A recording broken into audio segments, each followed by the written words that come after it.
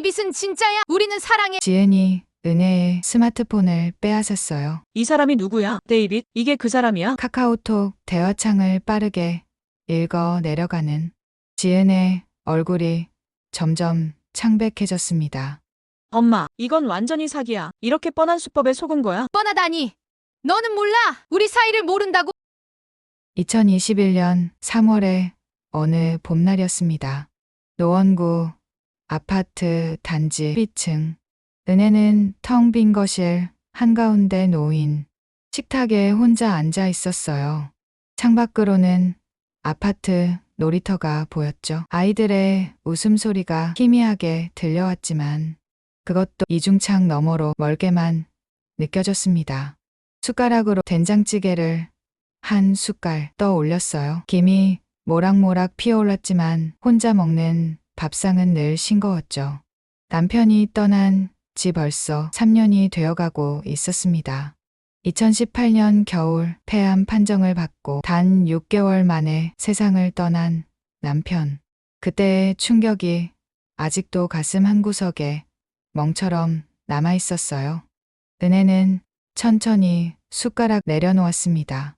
밥그릇에는 아직 밥이 반이나 남아 있었지만 더 이상 목으로 넘어가지 않았죠. 거실 벽에 걸린 시계가 째깍째깍 소리를 내며 시간을 알렸습니다. 오후 1시 분. 하루 중 가장 적막한 시간이었어요. 아침에는 그래도 할 일이 있었죠. 청소하고 빨래하고 장 보러 나가고 저녁에는 TV 드라마라도 있었습니다. 하지만 이 시간, 점심을 먹고 난 후의 오후는 끄떡길게만 느껴졌어요. 은혜는 소파로 자리를 옮겼습니다.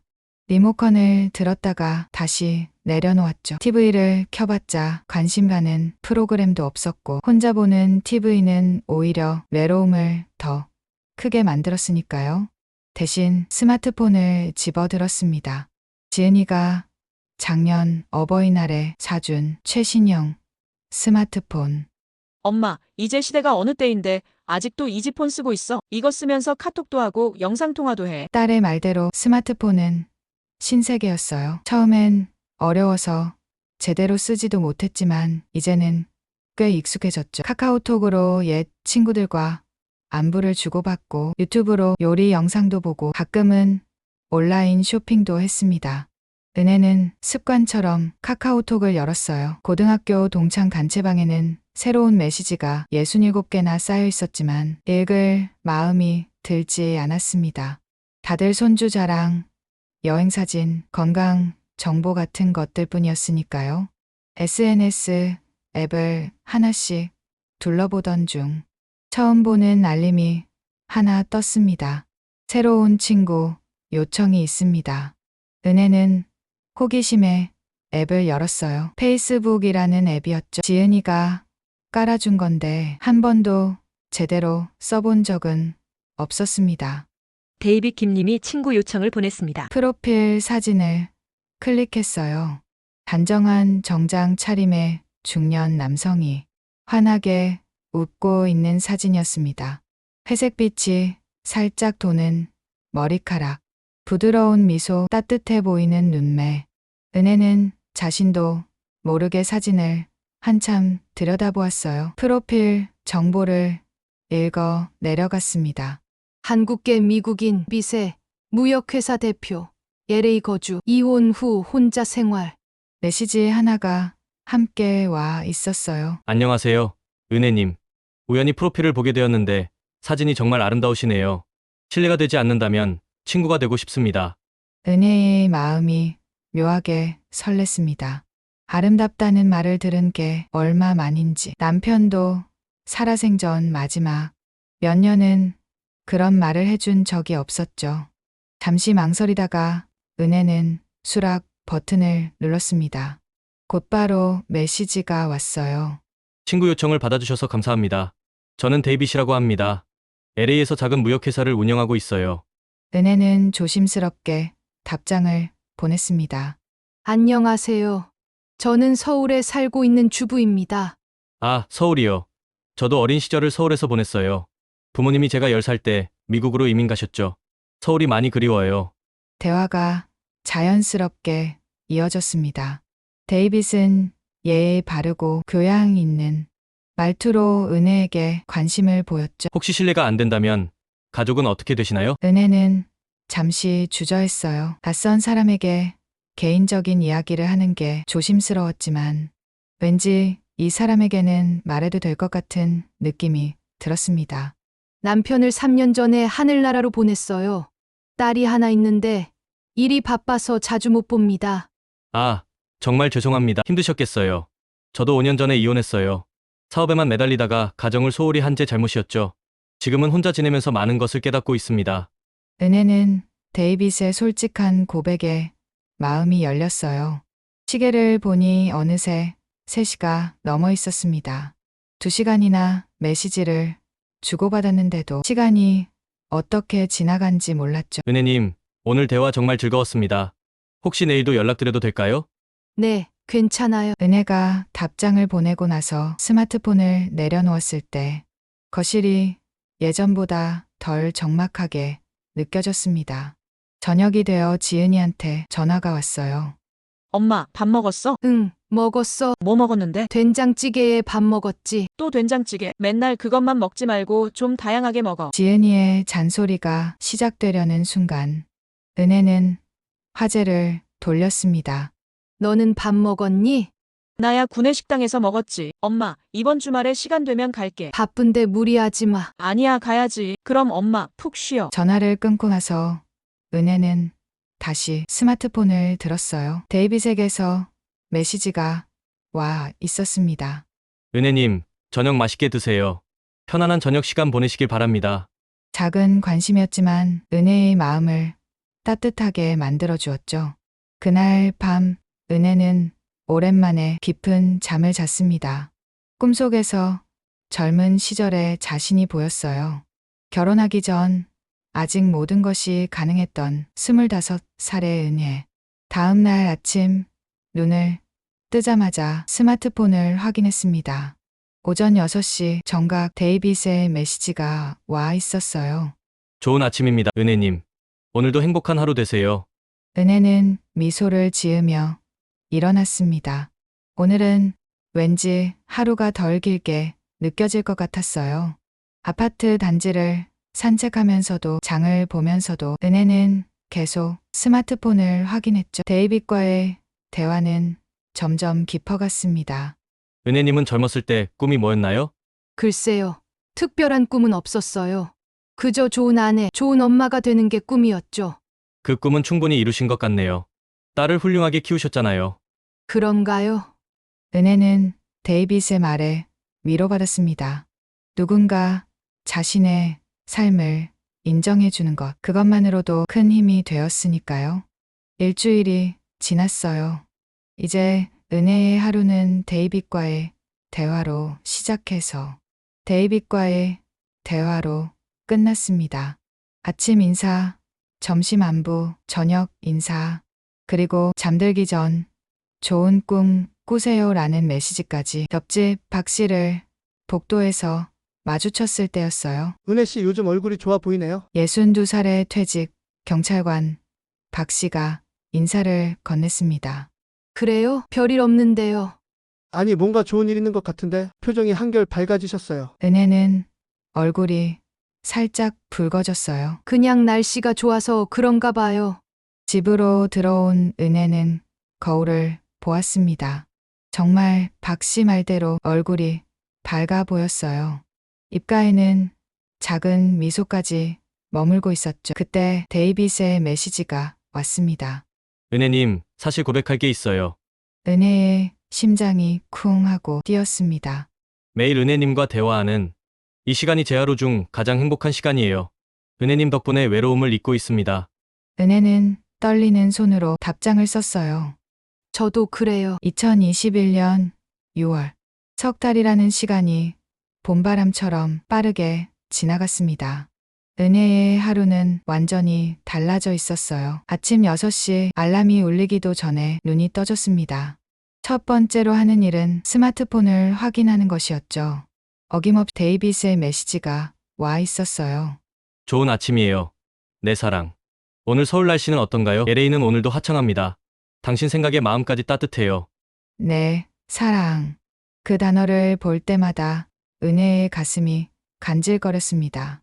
처음엔 그저 은혜님이었는데 어느 순간 친애하는 은혜가 되었고 이제는 내 사랑이 되어 있었죠. 은혜도 이제는 데이빗을 여보라고 부르고 있었어요. 물론 아직 만난 적은 없었지만 마음으로는 이미 연인이 된 것 같았습니다.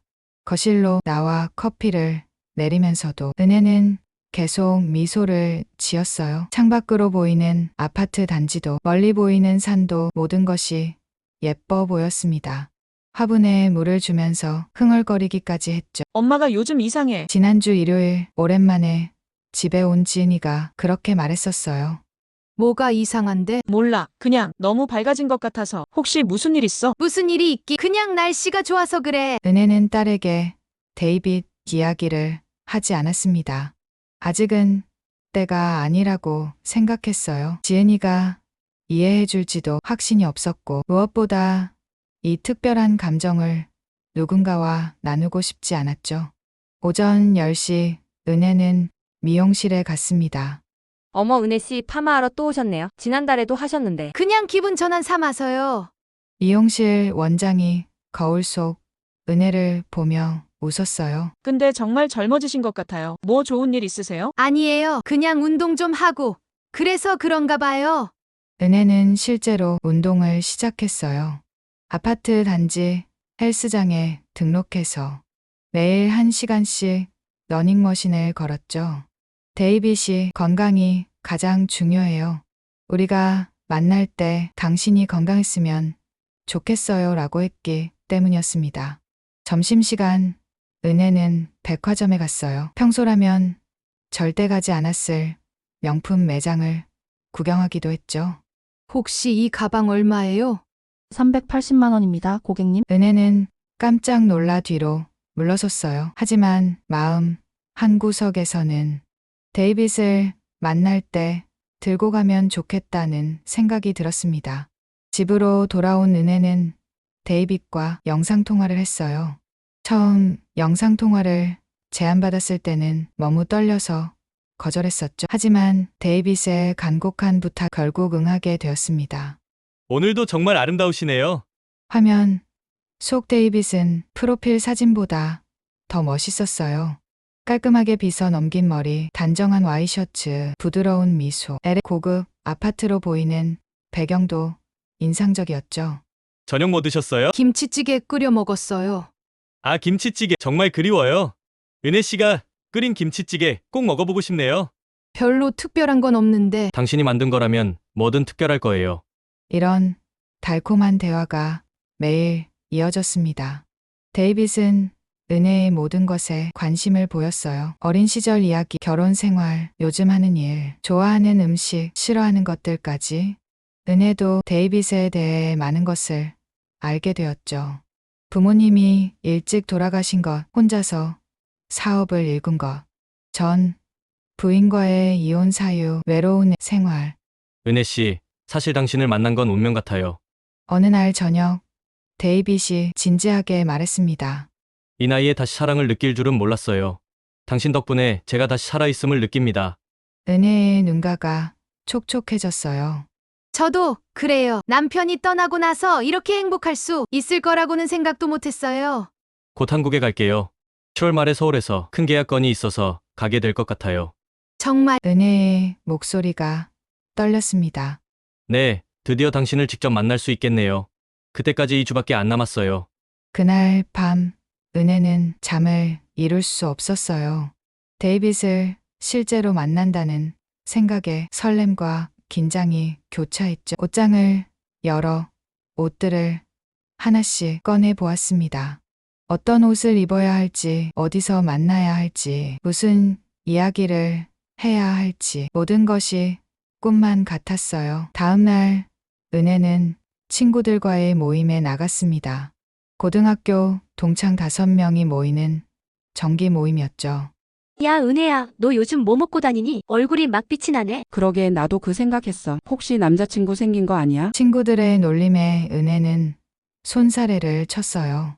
무슨 소리야? 이 나이에 무슨 남자친구? 하지만 마음속으로는 자랑하고 싶었습니다. 자신에게도 사랑하는 사람이 있다고, 내일 아침 사랑한다는 말을 들으며 일어난다고. 일주일 후 예상치 못한 연락이 왔어요. 영상통화로 연결된 데이빗의 얼굴이 평소와 달랐습니다. 창백하고 수척해 보였죠. 무슨 일이에요? 어디 아파요? 이내 큰일이 났어요. 데이빗의 목소리가 떨렸습니다. 두바이 출장을 왔는데 교통사고가 났어요. 지금 병원 응급실에 있어요. 은혜의 심장이 쿵 내려앉았어요. 뭐라고요? 많이 다쳤어요? 갈비뼈 2개가 부러지고 내상이 좀 있대요. 수술을 해야 한다는데 화면이 흔들리며 병원 내부가 보였습니다. 하얀 벽, 의료기구들, 링거줄. 수술비가 제가 지금 현금이 부족해서 회사 자금은 묶여 있고 데이빗이 말을 잇지 못했어요. 얼마나 필요한데요? 5,000달러 정도, 한국 돈으로 600만 원 정도예요. 며칠 후에 회사 자금이 풀리면 바로 갚을게요. 은혜는 망설임 없이 말했습니다. 계좌번호 보내요. 제가 보낼게요. 정말요? 은혜 정말 미안해요. 이런 부탁을 하게 되어서. 무슨 소리예요? 당신이 다쳤는데 돈이 뭐가 중요해요? 은혜는 즉시 은행 앱을 열었어요. 평생 모은 적금 중 일부였지만 망설이지 않았습니다. 사랑하는 사람이 위급한데 돈을 아낄 수는 없었죠. 송금했어요. 확인해 보세요. 은혜 정말 고마워요. 평생 이 은혜 잊지 않을게요. 그런 말 하지 마요. 어서 수술 받고 건강해져야 해요. 우리 만나기로 했잖아요. 네, 꼭 나아서 당신을 만나러 갈게요. 며칠이 지났어요. 데이빗은 수술이 잘 끝났다고 연락을 보냈습니다. 하지만 회복 기간이 필요해서 한국 방문은 조금 미뤄져야 한다고 했죠. 은혜는 실망했지만 데이빗의 건강이 우선이라고 생각했어요. 그런데 얼마 지나지 않아 또 다른 문제가 생겼습니다. 정말 창피한 부탁인데 병원비가 예상보다 많이 나왔어요. 또요. 얼마나 더 필요한데요? $10,000. 한국 돈으로 1,200만 원이에요. 보험 처리가 안 되는 부분이 있대요. 이번에는 은혜도 조금 망설여졌어요. 금액이 너무 컸기 때문이었죠. 하지만 데이빗이 보낸 병원 서류 사진을 보고 마음이 흔들렸습니다. 조금만 기다려요. 돈 마련해 볼게요. 은혜는 정기예금을 해지했어요. 은행 직원이 물었습니다. 만기가 3달 남았는데 지금 해지하시면 이자를 못 받으세요? 그래도 하시겠어요? 네, 급한 일이 있어서요. 1,200만 원을 송금하고 나니 통장 잔고가 많이 줄어 있었어요. 하지만 은혜는 개의치 않았습니다. 데이빗이 나으면 다 갚아줄 거라고 믿었으니까요. 계좌 잘 받았어요. 당신은 정말 천사예요. 천사는 무슨. 빨리 나아야 해요. 사랑해요. 저도 사랑해요.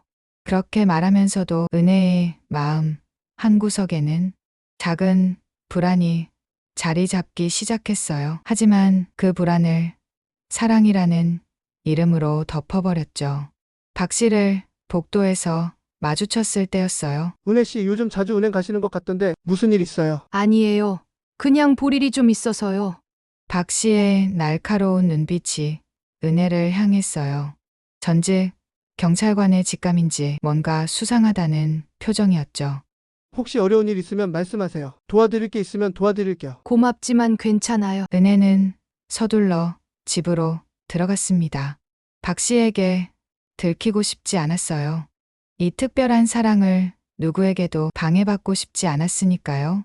그날 밤 지은이한테 전화가 왔어요. 엄마, 이번 주말에 못 갈 것 같아. 갑자기 출장이 잡혔어. 그래, 일이 우선이지. 엄마 혼자 있어서 걱정되는데. 걱정하지 마. 난 잘 지내고 있어. 정말로 은혜는 잘 지내고 있다고 생각했어요. 사랑하는 사람이 있고 매일 대화를 나누고 곧 만날 예정이니까요. 데이빗과의 사랑이 있는 한 외롭지 않다고 믿었습니다. 2021년 8월. 무더위가 기승을 부리는 한여름이었습니다. 은혜는 에어컨을 켜지 않고 선풍기만 틀어놓은 채 거실에 앉아 있었어요. 전기요금을 아껴야 했거든요. 지난 2달 동안 데이빗에게 보낸 돈이 벌써 3천만 원을 넘어섰습니다. 처음 병원비 600만 원, 추가 병원비 1200만 원, 그리고 그 후에도 계속된 요구들. 항공료, 비자 문제 해결, 비용, 사업, 계약금 보증. 그때마다 데이빗은 절박한 이유를 댔고 은혜는 거절하지 못했어요. 통장을 확인할 때마다 가슴이 철렁했지만 데이빗의 달콤한 말에 다시 마음이 놓였습니다. 조금만 더 기다려. 이번 계약만 성사되면 모든 걸 갚을 수 있어. 우리가 함께할 미래를 생각하면 이런 건 아무것도 아니야. 당신은 내 생명의 은인이야. 평생 당신을 여왕처럼 모실 거야. 은혜는 이런 말들을 믿고 싶었어요. 아니, 믿어야만 했습니다. 이미 너무 많은 걸 걸었으니까요. 오늘도 데이빗에게서 영상통화가 왔어요. 화면 속 데이빗은 호텔 방으로 보이는 곳에 있었습니다. 은혜, 드디어 좋은 소식이 있어. 데이빗의 표정이 밝았어요. 한국 회사와의 계약이 거의 마무리 단계야. 다음 주에 서울에 갈 수 있을 것 같아. 은혜의 얼굴에 미소가 번졌습니다. 정말요? 드디어 만날 수 있는 거예요? 그런데 데이빗의 표정이 어두워졌어요. 은혜의 가슴이 다시 조여왔습니다. 그런데라는 말이 나올 때마다 항상 돈 이야기가 이어졌거든요. 계약금, 보증금이 필요해.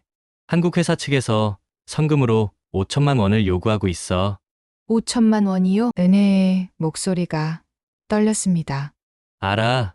너무 큰 금액이라는 거. 하지만 이 계약만 성사되면 10억 원의 수익이 생겨. 그럼 지금까지 당신이 도와준 모든 돈을 2배로 갚을 수 있어. 은혜는 망설였어요. 5천만 원.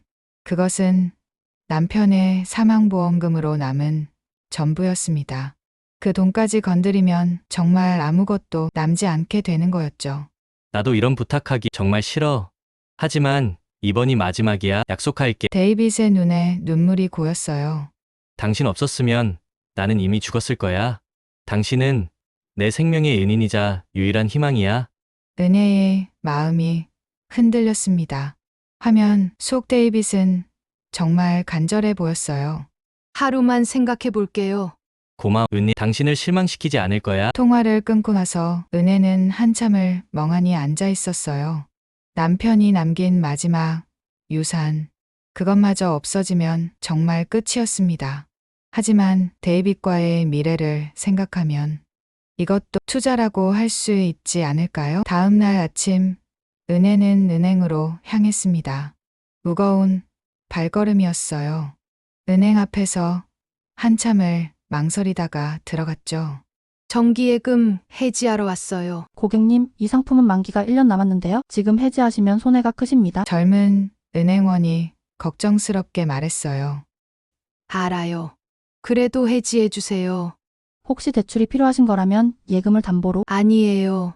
그냥 해지해 주세요. 은혜의 단호한 말에 은행원은 더 이상 묻지 않았습니다. 서류 작업을 하는 동안 은혜는 손이 떨리는 걸 느꼈어요. 이게 맞는 일일까? 마음속에서 계속 의문이 들었지만 이미 결정한 일이었습니다. 은행을 나오는 은혜를 누군가 지켜보고 있었어요. 박 씨였습니다. 우연히 장을 보러 나왔다가 은혜를 본 것이었죠. 은혜의 표정이 심상치 않아 보였어요. 손에는 큰 서류 봉투를 들고 있었고 얼굴은 창백했습니다.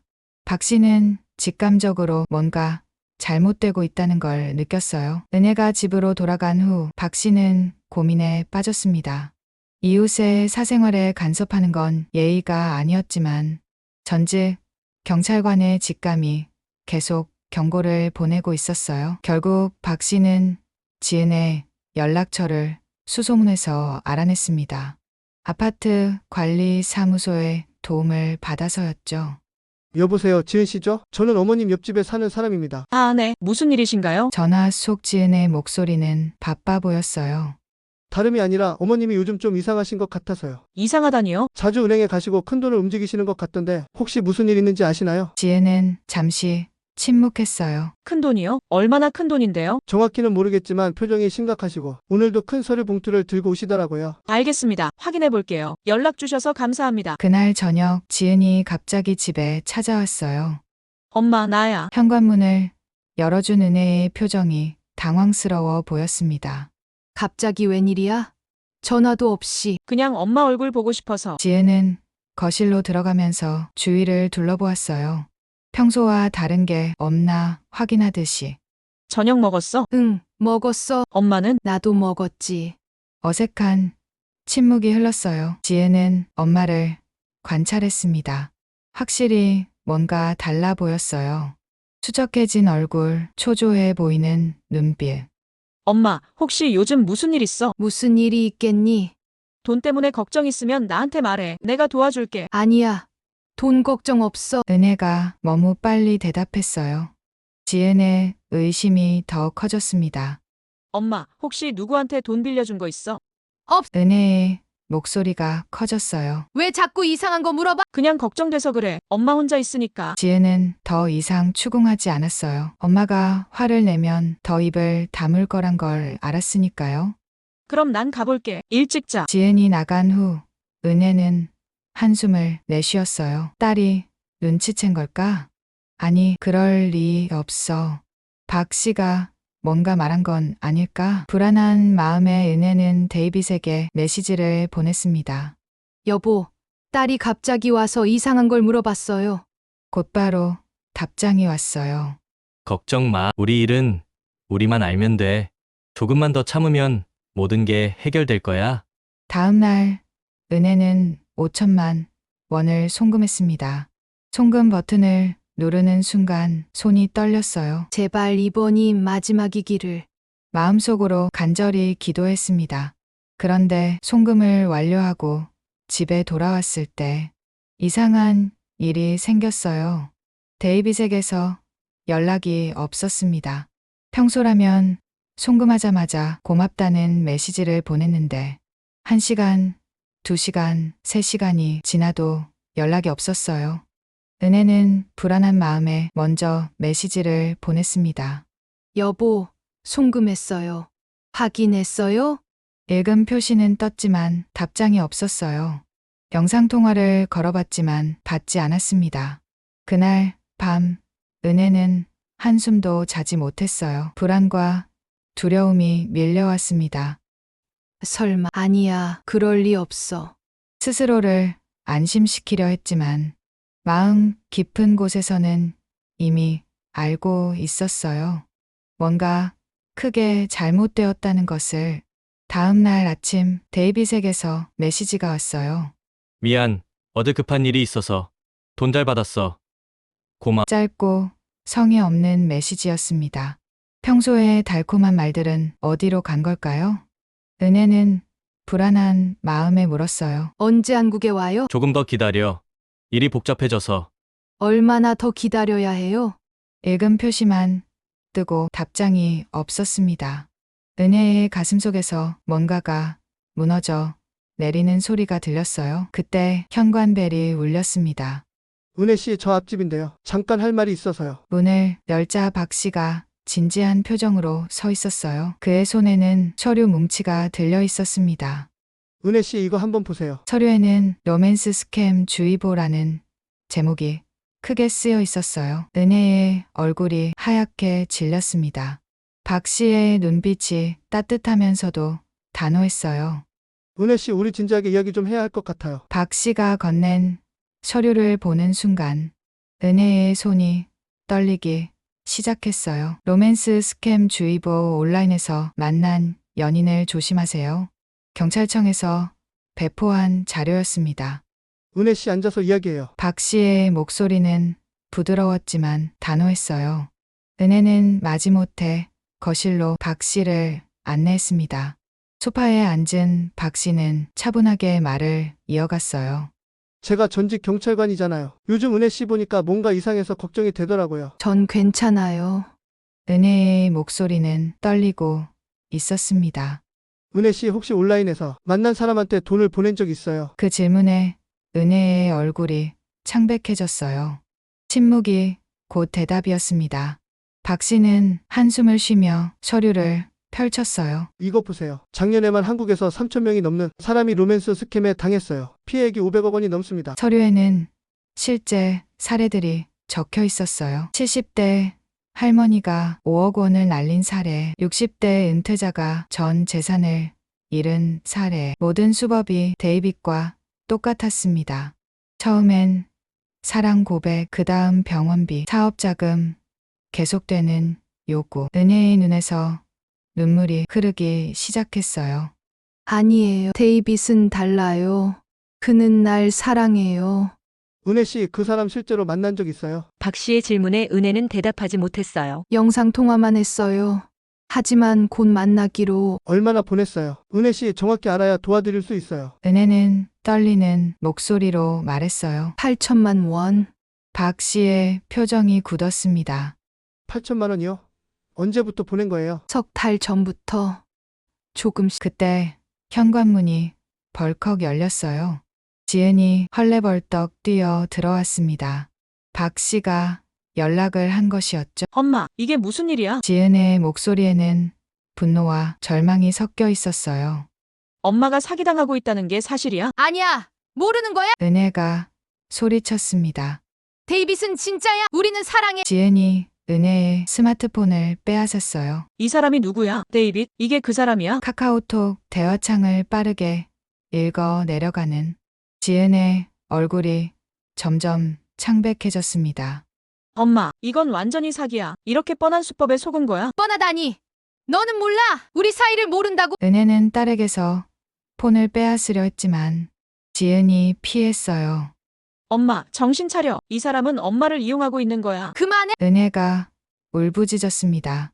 모녀의 다툼 소리가 아파트 복도까지 울려 퍼졌어요. 박 씨가 두 사람 사이에 끼어들었습니다. 지은 씨 일단 진정하세요. 어머니도 충격이 크실 거예요. 지은은 엄마의 폰으로 데이빗에게 영상통화를 걸었어요. 신호음이 길게 이어졌지만 받지 않았습니다. 메시지를 보냈어요. 당장 연락해. 안 그러면 경찰에 신고한다. 읽은 표시는 떴지만 답장이 없었어요. 은혜는 소파에 주저앉아 흐느꼈습니다. 아니, 그럴 리 없어. 그는 날 사랑한다고 했어. 현실을 받아들이기엔 너무나 고통스러웠어요. 지난 석 달간의 행복했던 시간들이 모두 거짓이었다니. 매일 아침 받았던 사랑의 메시지들, 달콤한 영상통화들, 미래에 대한 약속들, 그 모든 게 돈을 빼앗기 위한 연극이었다는 걸 인정할 수 없었습니다. 엄마, 아빠 사망보험금도 보낸 거야? 지은의 질문에 은혜는 고개를 끄덕였어요. 미쳤어. 정말. 그 돈이 뭔 돈인데. 지은이 소리를 질렀습니다. 아빠가 죽어가면서까지 남긴 돈을 어떻게 그런 사기꾼한테. 그 말에 은혜의 가슴이 찢어지는 것 같았어요. 남편이 마지막으로 남긴 사랑. 그것을 자신이 어리석은 환상에 빠져 날려버렸다는 사실이 견딜 수 없었습니다. 갑자기 가슴이 조여오기 시작했어요. 숨이 잘 쉬어지지 않았습니다. 엄마, 엄마. 지은의 외치는 소리가 멀게만 들렸어요. 은혜는 의식을 잃고 쓰러졌습니다. 119 불러요. 빨리. 박 씨가 재빨리 전화를 걸었어요. 10분 후 구급차가 도착했고 은혜는 병원으로 실려갔습니다. 응급실 침대에 누워있는 은혜의 얼굴은 하얗게 질려 있었어요. 의사가 지은에게 설명했습니다. 급성 스트레스로 인한 일시적 쇼크예요. 지금은 안정을 취하셔야 합니다. 지은은 엄마의 손을 잡고 울었어요. 차가운 손이었습니다. 엄마, 미안해. 내가 좀 더 자주 찾아갔어야 했는데. 병실로 옮겨진 은혜는 이틀 만에 의식을 완전히 회복했어요. 눈을 뜨자마자 찾은 건 스마트폰이었습니다. 데이빗한테 연락 왔어? 지은은 고개를 저었어요. 엄마, 그 사람 연락 끊었어. 완전히 잠적했어. 은혜의 눈에서 다시 눈물이 흘렀습니다. 이제는 분노의 눈물이었어요. 자신의 어리석음에 대한 분노, 데이빗에 대한 분노. 하지만 무엇보다 자신을 용서할 수 없었습니다. 박 씨가 병문안을 왔어요. 그의 손에는 서류 뭉치가 들려 있었습니다. 은혜 씨, 제가 좀 조사를 해봤어요. 박 씨는 노트북을 펼쳤어요. 위 데이빗이라는 사람 가짜 프로필이에요. 사진도 인터넷에서 도용한 거고요. 화면에는 동일한 사진을 사용한 여러 개의 가짜 계정들이 보였습니다. 국제 사기단일 가능성이 높아요. 동남아시아 어딘가에서 조직적으로 운영하는 것 같습니다. 은혜는 망연자실한 표정으로 화면을 바라봤어요. 자신이 사랑했던 데이빗은 처음부터 존재하지 않았던 것입니다. 신고하실 거죠? 박 씨의 질문에 은혜는 잠시 망설였어요. 창피했습니다. 자신의 어리석음을 세상에 알리는 것 같아서. 하지만 지은이 단호하게 말했어요. 당연히 신고해야죠. 다른 피해자가 생기지 않도록. 박 씨는 현직 시절 동료들에게 연락을 취했어요. 사이버 수사대의 김 형사가 병원으로 직접 찾아왔습니다.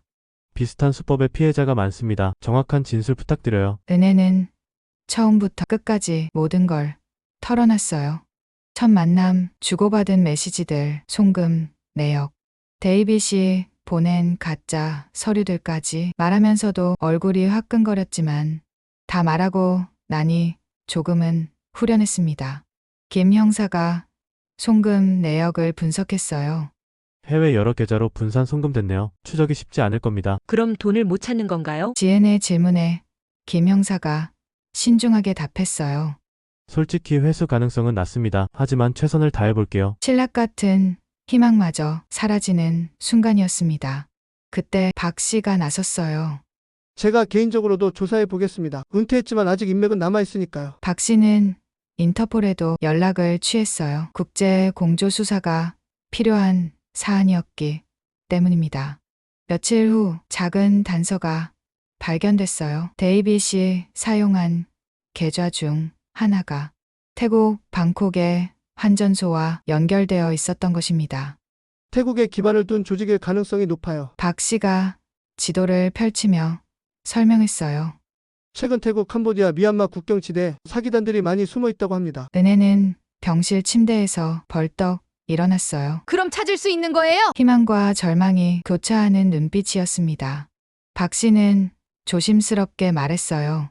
가능성은 있지만 시간이 걸릴 거예요. 그리고 은혜 씨가 강해지셔야 해요. 이건 긴 싸움이 될 겁니다. 은혜는 두 주먹을 꽉 쥐었어요.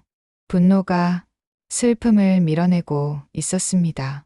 속았다는 수치심보다 정의를 실현하고 싶은 마음이 커졌어요. 끝까지 갈 거예요. 그 인간 꼭 잡아서 벌 받게 할 거예요. 지은이 엄마의 손을 꽉 잡았어요. 엄마, 내가 도울게. 우리 같이 싸우자. 박 씨도 고개를 끄덕였습니다.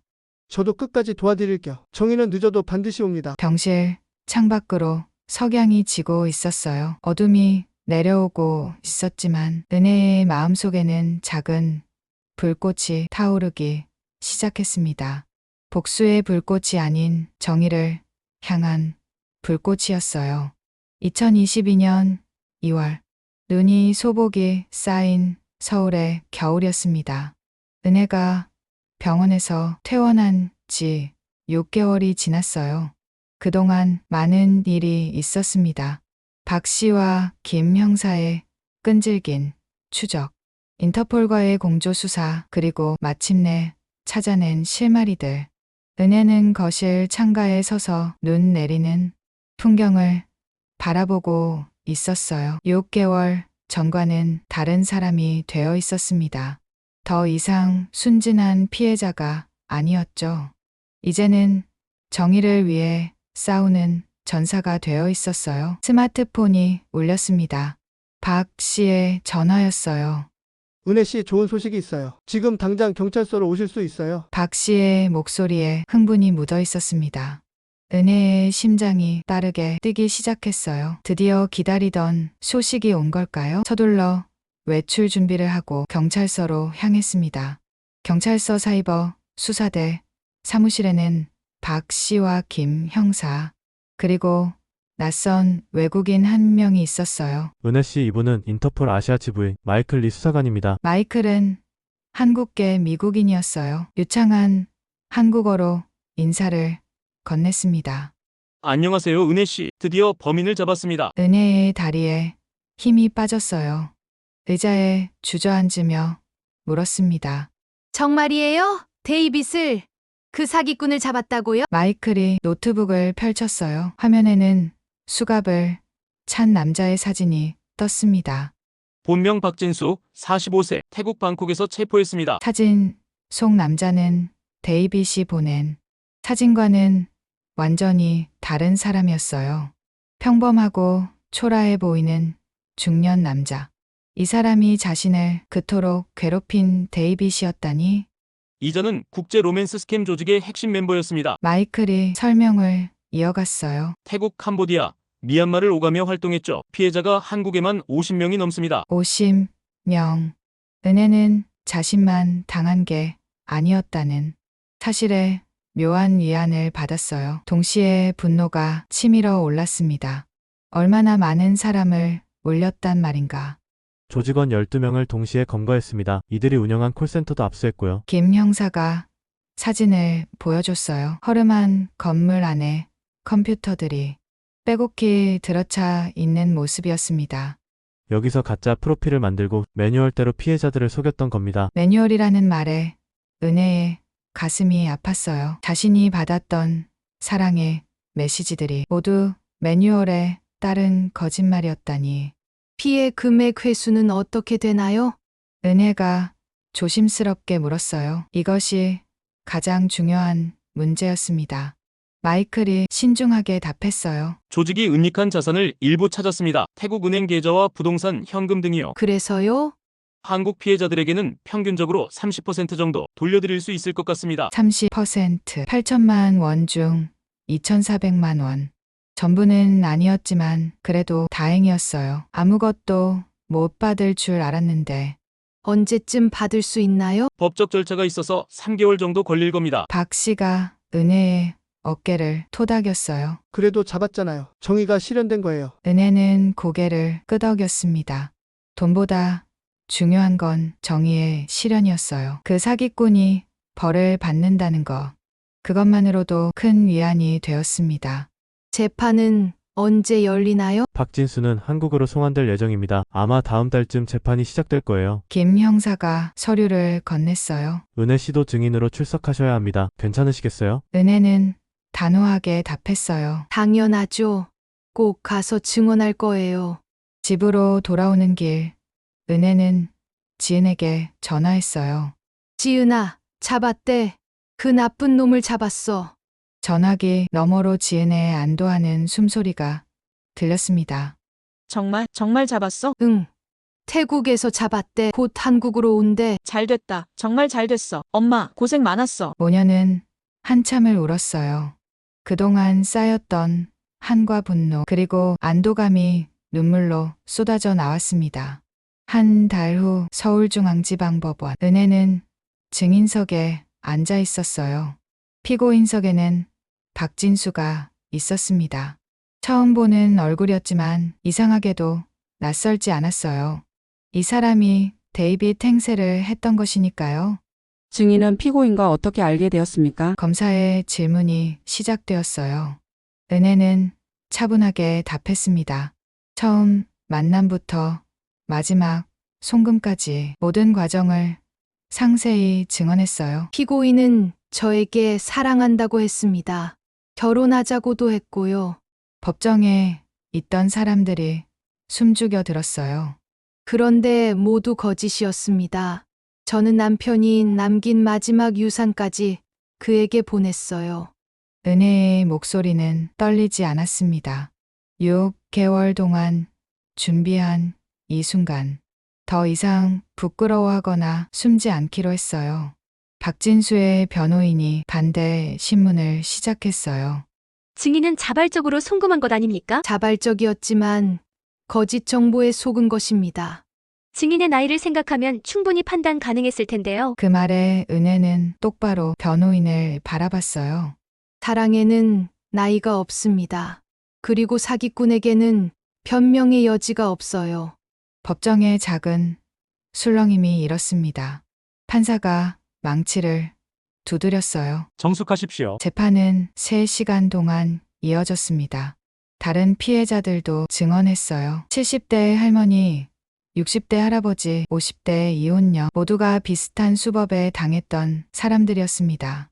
검사의 최종 진술이 시작됐어요. 피고인 박진수는 조직적이고 계획적으로 선량한 시민들을 속였습니다. 특히 정서적으로 취약한 노년층을 타깃으로 삼았죠. 피해액은 총 20억 원이 넘습니다. 엄벌에 처해야 합니다. 일주일 후 판결이 나왔어요. 은혜는 지은 박 씨와 함께 법정에 있었습니다.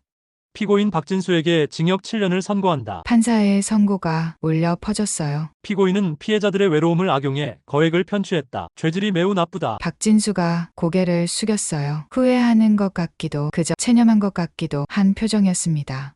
법정을 나오면서 은혜는 홀가분했어요. 안전하진 않지만 정의가 실현된 것입니다. 엄마, 이제 끝이야. 다 끝났어. 지은이 엄마를 안아주었어요. 박 씨도 미소를 지었습니다.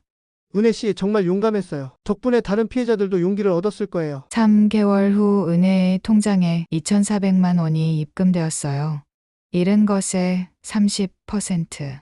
적은 돈은 아니었지만 상처를 완전히 치유하기엔 부족했습니다. 하지만 은혜는 새로운 일을 시작했어요. 박 씨와 함께 노인 대상 사기 예방 교육을 다니기 시작한 것입니다.